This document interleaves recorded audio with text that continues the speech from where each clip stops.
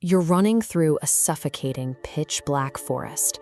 Behind you, the massive wings of a giant, terrifying bird beat against the air, hunting you down.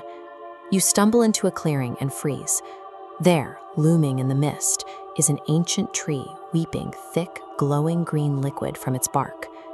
Meghna, a scientist in modern-day Delhi, wakes up with the smell of that damp forest still in her lungs. These aren't random images. They are recurring, hyper-vivid flashes that feel more like hijacked memories than simple nightmares. In her waking life, the pressure is far more clinical. Meghna and her lab partner, Ishita, are under intense scrutiny, from their professor to synthesize an elusive chemical antidote. If they don't produce results soon, their entire project faces the axe. Out of options, Ishita turns to a collection of regional folklore. She finds an entry describing a substance called Amrit, the deathless nectar, a mystical fluid said to possess incredible restorative properties. The text specifically mentions a tree in the remote village of Berampur that bleeds this nectar. When Meghna sees the illustration in the book, she recognizes it instantly. It is the exact tree from the center of her dreams. Driven by a mix of scientific desperation and a need to explain her haunting visions, Meghna agrees to Ishita's plan. They abandon the lab and head toward the remote village of Berampur, hoping to find a botanical explanation for the myth. By treating this folklore as a simple shortcut for their research, they are blindly retracing the steps of a 400-year-old supernatural disaster. The locals in Berampur live by an absolute ironclad rule. On Saturday nights, the village becomes a ghost town.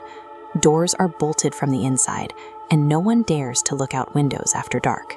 They are hiding from the Nishir Molo, 4 entities that emerge from the fog carrying a heavy wooden coffin.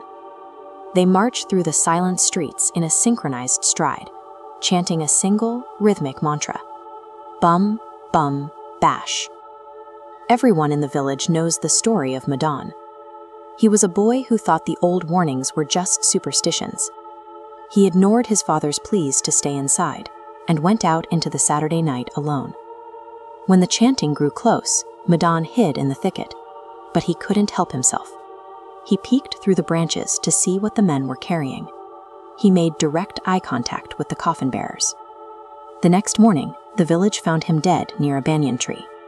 He didn't have a mark on him, but his face was frozen in a scream so distorted, it looked like his soul had been pulled through his eyes. In Berampur, folklore has a physical weight and a documented body count. Meghna and Ishita arrive at the village gate, oblivious to the fact that they've just stepped into an active danger zone. The environment reacts to them instantly. The temperature drops rapidly, and pitch-black storm clouds rush over the horizon, completely extinguishing the afternoon sun. Inside the village temple, the sacred flame that hasn't flickered in years is suddenly snuffed out by an invisible draft, leaving the priest trembling in the dark. The scientists see only wind and rain. They secure a room at the village chief's house, viewing the local unease as nothing more than provincial anxiety. They quickly recruit the chief's son, Anuj, to lead them on a midnight expedition. Their target, the ruins of King Suraj Pan's palace, where the nectar is said to originate. Their insistence on a rational, scientific explanation for everything makes them deaf to the warnings, leading them directly toward the source of the curse. At midnight, the team enters the palace. The air inside the decaying stone structure is thick with dust and a heavy metallic scent that Meghna recognizes from her dreams. Meghna stops in the center of the hall, overcome by a violent surge of déjà vu. She knows exactly how many steps it takes to reach the far wall, and she can feel the weight of a crown she has never worn. At the same time, on the edge of the forest, 2 local gamblers named Sampat and Kapta are frantically trying to pack up their cards, having stayed out past the Saturday curfew.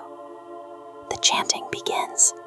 Out of the swirling mist, the 4 figures of the Nishir Molo appear, their heavy boots thudding against the earth as they march toward the paralyzed men.